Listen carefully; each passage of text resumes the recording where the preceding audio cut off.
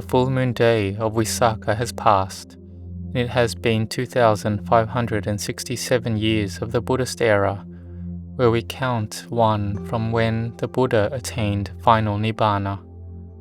And there was the occasion before the Buddha passed away into final Nibbana, where he left from the city of Vesali after having relinquished his remaining lifespan there, and from here in 90 days he would pass away into final Nibbana. He walked from the city of Vesali to the town of Kushinara. It took many days. From the 3rd lunar month to the 6th lunar month, 90 days. The Buddha had to walk many hundreds of kilometers. He taught the layman Chunda and his wife on the way, who had faith, and they attained to Sotapanna, the first level of enlightenment. Chunda and his wife kept the 5 precepts, and the Buddha taught about dana, generosity, sila, morality, and the benefits of having dana and sila, which brings happiness to the mind. We call this saga, being in heaven. But even if it's heaven, the mind is like in heaven. The Buddha taught to see the drawbacks and dangers of the cycle of samsara, of renewed birth and death, and then of the benefit of Dhamma practice, of training the mind to have samadhi, concentration. Like we sit meditation here and we are training the mind to have sati, mindfulness, and samadhi. This is keeping the brahmacharya, the holy life for the mind. When the layman Chunda and his wife had a mind to a good level, then the Buddha taught about the 4 Noble Truths, about dukkha, samudaya, nirodha, magga, suffering, its cause, its cessation, and the path leading to the end of suffering. And they both entered the current of the Dhamma. They saw the Dhamma, that is, they saw the normalness, the truth of material and mental phenomena as being anicca, dukkha, anatta, impermanent, unsatisfactory, and not self. So this is important. The mind has wisdom. Because if the mind has no wisdom, it will have a lot of suffering. When the Samma Sambuddha, the perfectly self-awakened one, was passing away into final Nibbana in the town of Kushinara underneath the twin sala trees, the Buddha gave a reminder to the bhikkhus. Bhikkhus here are those who see the danger in the round of samsara. So lay people who see the dangers of samsara are called bhikkhus as well. And the Buddha taught to not be heedless, to not be careless, because all sankharas, conditioned phenomena, have decay and cessation as something normal. The Buddha entered the higher jhanas, absorptions. He could successively enter and leave the jhanas. And the Venerable Elder Anuruddha followed the Buddha's mind and notified the others of where the Buddha's level of jhana was at that time. And when it was dawn, the Buddha passed away into final Nibbana. He would not cycle through death and be reborn again. He had given the full and utmost benefit to human beings, the Dewa world, Brahma world, to all sentient beings already. After the Samma Sambuddha had passed away, they took his body to the Makut Bandhana Chettiya, and on the way, Lady Malika, who had faith in the Buddha, took off her headdress, the Mahalata, which was an exquisite adornment of great value, heavily laden with gold, jewels and gems, to give homage to the Samma Sambuddha. Lady Malika was a Sotapanna and an extraordinary individual. For all of us, we may have wealth and possessions, and we worry about it. If we lose that wealth, we suffer. But here Lady Malika, she had 32 sons who all lost their lives, along with her husband. But Lady Malika saw it as being something normal. So here we think of how high Lady Malika's mind was. It had the Bharami spiritual level of an Arahant, fully enlightened being. Even though she was just a Sotapanna, The strength of her samadhi and strength of wisdom was to the level of an arahant. She could let go. She could accept that loss was normal. Her 32 sons, and added one husband, it was 33 heaps of earth, and adding to herself, it was 34 heaps of earth. It is normal that it must decay and break apart. Before we took what we've grown up to as now, as a self, it had come from a tiny heap in our mother's womb.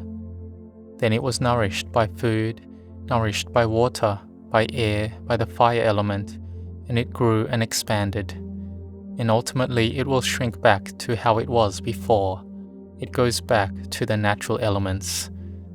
But when we have been born, the mind has upadana, clinging, and so it is scared. We are scared to die. We are scared to part from loved ones and loved things. Or we have an experience of loved ones parting from us, and it has a strong power that deeply affects our heart. And we can even get various illnesses in our mind. We will think about the experience constantly as if it is happening to us over and over again, and then the mind can't handle it. There is just a constant feeling of loss from us. This feeling of loss is that we are being led on by the mood. The mind that receives the sense object or mood is pulled by it. The mind has no strength. But if the mind has strength, like Lady Malika, then the sense object or mood is simply a sense object or mood. It has passed by already. And they don't go back to thinking of past experiences which give us no benefit. So the Buddha taught not to go back and think of the past that has gone already, and not to spread metta, loving kindness, to those beings who have passed away. Otherwise the mind will grieve and be saddened. Whether they are parents or those we love who have passed away, we try to see it as being something normal. If we don't see it as being normal, then it will affect the heart. And we can think that this one life is so valuable. But if we go back, we have been born for 100 lives, 100,000 lives, 1 million lives, many millions of lifetimes, so many lives. If we have this belief, then we think that in this life we have to die from one more life. And if we have not seen the Dhamma, attained to the Dhamma, then we have to die and be reborn again. But some who have good strength of mind, they think that to die is good as well. Their lifespan has been sufficient. To die and be reborn and get a new body is better off. So they can build more benefit, develop their parami more. They are not scared of death. They aren't scared of death because, 1, they're ready to die. They have done enough goodness to go against death, so they do not fear it. Dying, they are certain they will go to a good destination, because they have merit and goodness going with them. Being reborn and getting a new body, then they will continue to make merit and parami until getting to Nibbana, or succeeding according to their aspirations they have made. They are not scared of dying. So we should think that the Buddha has passed away to final Nibbana already. So it means we won't be able to escape death. We won't escape it for sure. We die, decay and break apart as normal. Our grandparents and ancestors before them are all dead. 100 years ago we weren't here, because there is no one here who is 100 years old. 100 years before there was no us in this world. 100 years into the future, all of us sitting here will be gone. The new generation will be coming to be born, and it's up to their spiritual development and parami, building good and bad karma. So the time we still have left, we need to prepare ourselves first. So we can see there are the elderly, a husband and wife who are 80 years old and don't have children. They have readied themselves to die. They have wealth and possessions, and they donate it away. They have jewelry, gold, money, gold Buddha statues and amulets, and they donate it away. They take the merit with them. From giving of material gifts, they make merit and do dana first. And what they get is a mental thing, which is the merit that is stored in their hearts. And they are certain they will take that merit with them. They will take the merit and goodness to use in the future. There is merit arising from giving dana, merit from keeping sila, from listening to Dhamma, from meditating, helping society, rejoicing with anumodana, spreading merit to others, or the service to others. This is all about merit and goodness. Whoever does good, we sadhu, sadhu. Even if they just do a little goodness, we give our sadhu. But if someone does something bad, we don't make it worse for them, because everyone's mind wants to get goodness. But the badness is not the mind. It is from ignorance that pulls the mind. So those who have prepared themselves, it is a readiness with Dhamma. They have fully prepared themselves with goodness, like the elderly couple who are prepared. They are not heedless, and they might see the Dhamma in this life, and it will be merit that they will continue building on in their next life. So the Buddha taught us not to be heedless. And here I listened to the Dhamma of Venerable Ajahn Chah about heedfulness. We see people who have died who aren't breathing. But have you seen dead people who are breathing? There are many walking around in cities, in countries around the world. It's all mostly dead people. The living person is one who has mindfulness. So this is a deep Dhamma. Those who are breathing but don't build goodness, don't build merit and skillfulness, they are heedless and are as if already dead. Those who are heedful are ones who haven't died. And more so when we are in pain and sick, we have to contemplate it as being something normal. We make ourselves accept and take it as being normal. The Buddha taught Diganaka Brahman, it is normal, Brahman. Aging, sickness and death is something normal. Brahman, do you like it? The Brahman didn't like it. You don't like it, but you have to get it. Brahman, will you be happy or suffer? I don't like it. I don't want to get it. It will be suffering. Diganaka Brahman, the long-nailed Brahman, thought, oh, it is normal. It's better to accept it. I can't go against it. So you can't go against it. So why go against it?